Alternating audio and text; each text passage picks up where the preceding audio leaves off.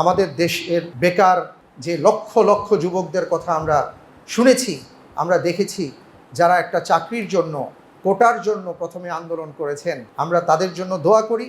এবং আমরা এটাই বলবো যে বাংলাদেশে যদি কোনো বহিরাগত কেউ থেকে আমাদের দেশে চাকরি করে লক্ষ লক্ষ টাকা ইনকাম করে, আমরা বলবো যে আগে আমাদের দেশের কথা ভাবতে হবে।